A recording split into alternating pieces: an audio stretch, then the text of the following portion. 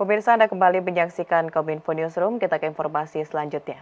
Presiden Joko Widodo meresmikan Jalan Tol Cibitung Cilincing, Jawa Barat. Presiden berharap jalan tol sepanjang 27,2 km ini tidak hanya mempercepat mobilitas barang, namun juga meningkatkan daya saing produk ekspor.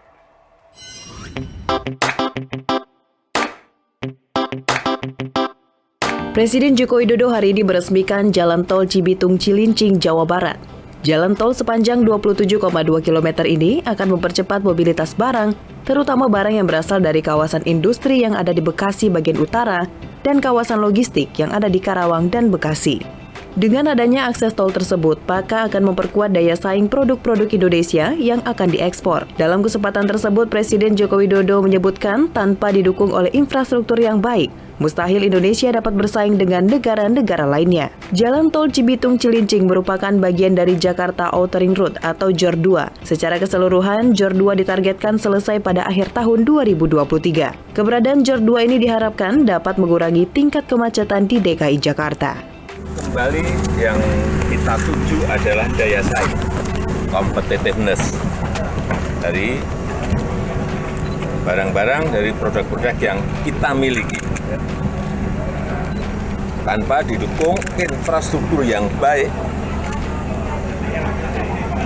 mustahil kita bisa bersaing dengan negara lain. Dan ini saya kira akan sangat mempengaruhi daya saing karena kawasan industri yang ada di Karawang, kawasan industri yang ada di Bekasi, kemudian kawasan logistik yang ada di Karawang, yang ada di Bekasi, ini akan diberi fasilitas kecepatan untuk menuju ke Tanjung Priok atau dari Tanjung Priok menuju ke kawasan industri dan kawasan logistik.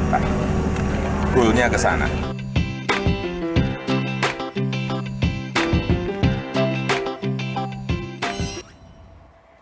Presiden Joko Widodo memastikan pemerintah tidak memiliki rencana untuk menghapus pelanggan listrik dengan daya 450 volt ampere maupun menaikkan daya listrik 450 volt menjadi 900 volt ampere. Presiden pun berharap masyarakat tidak perlu resah menanggapi isu penghapusan dan pengalihan tersebut.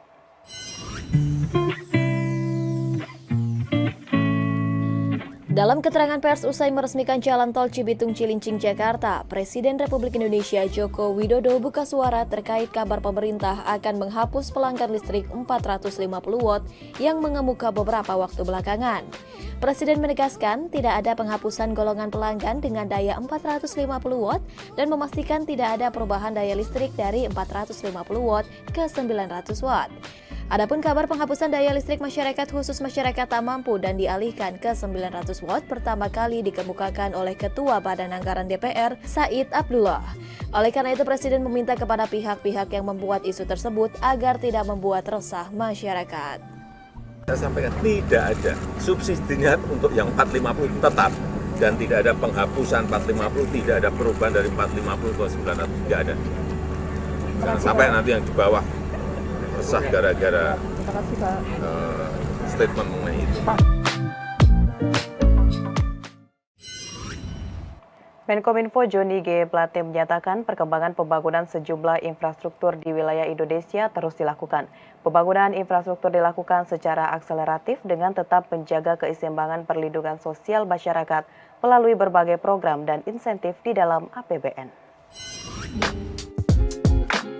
Menteri Komunikasi dan Informatika Johnny G. Plate memaparkan perkembangan pembangunan sejumlah infrastruktur di wilayah Indonesia. Akselerasi berbagai pembangunan infrastruktur yang dilakukan di era Presiden Joko Widodo merupakan langkah untuk memeratakan pembangunan.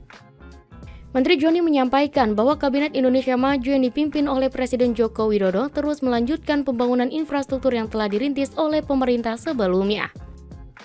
Johnny mengungkapkan selama 7 tahun terakhir pemerintah Kabinet Presiden Joko Widodo telah membangun 1.540 km jalan tol, 29 bandara, 9 konstruksi yang ditargetkan selesai pada tahun 2023, 12 bendungan dan 27 bendungan yang akan ditargetkan selesai pada tahun 2024. Selain itu, pemerintah juga telah membangun sepanjang 227.000 km jalan desa dan 1,3 juta meter jembatan di seluruh Indonesia untuk memfasilitasi aktivitas ekonomi masyarakat. Pembangunan infrastruktur dilakukan secara akseleratif dengan tahap menjaga keseimbangan antara belanja perlindungan sosial masyarakat yang rentan melalui berbagai program dan insentif di dalam APBN.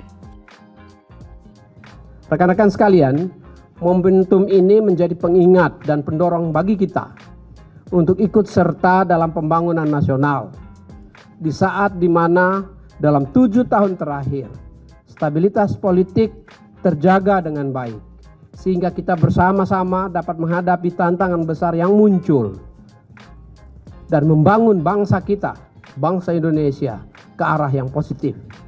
Mari bersama-sama kita terus upayakan pembangunan bangsa melalui kolaborasi dan sinergi, serta terus melaksanakan pekerjaan besar pembangunan negara demi terwujudnya Indonesia maju yang berdaulat, mandiri, dan berkepribadian, berlandaskan azas kita gotong royong.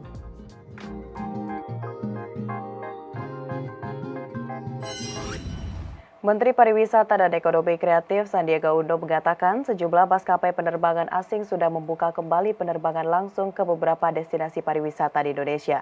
Hal ini menjadi tanda bangkitnya pariwisata di Indonesia.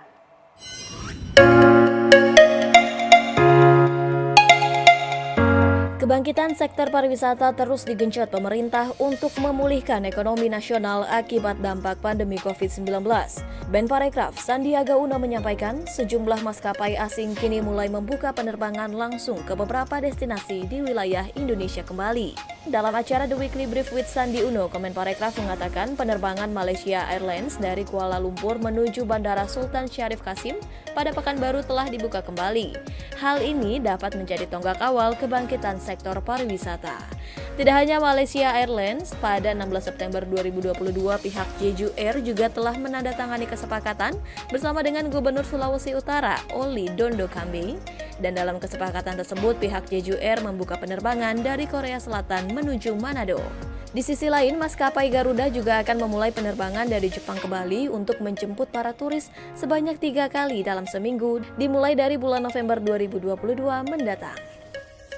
Harapan kita, mudah-mudahan dibukanya penerbangan langsung ini bukan akhirnya jebol semuanya ke luar negeri dari masing-masing destinasi, justru datang ke dalam negeri.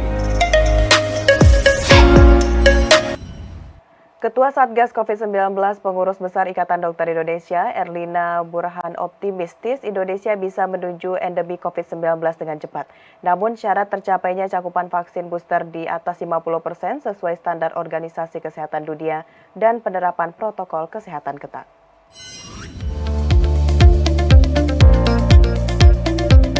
Ketua Satgas COVID-19 Pengurus Besar Ikatan Dokter Indonesia, Dr. Erlina Burhan menyampaikan, Indonesia sedang berada di dalam jalur yang tepat menuju endemi COVID-19. Berdasarkan data statistik, Indonesia sebagai salah satu negara yang baik dalam pengendalian COVID-19 karena terbukti angka kasus berada di kelompok yang terkontrol dibanding dengan negara lain. Meski demikian, Dr. Erlina menjelaskan, saat ini Indonesia belum memasuki fase endemi sebab masih terdapat beberapa indikator yang belum tercapai. Adapun indikator tersebut seperti laju penularan kasus harian harus kurang dari 5%, angka kasus aktif kurang dari 5%, tingkat kematian sekitar 2%, dan tingkat keterisian tempat tidur kurang dari 5%, serta cakupan vaksinasi yang tinggi sehingga dapat membawa negara segera meninggalkan pandemi. Sementara angka kasus positif di Indonesia masih di kisaran 5,8% dan tingkat kematian masih sekitar 2,7%. Oleh karena itu, Dr. Erlina mengajak seluruh masyarakat untuk patuh pada protokol kesehatan serta mengakses perlindungan vaksin guna Indonesia menuju endemi. Saya cukup optimis ya, dengan syarat bahwa cakupan imunisasi booster kita naik, meninggi di atas 50% dan masyarakat terbiasa memakai masker, terutama di keramaian dan di ruang tertutup. Pemirsa, usai jeda kami akan kembali dengan informasi lainnya. Tetaplah bersama Kominfo Newsroom.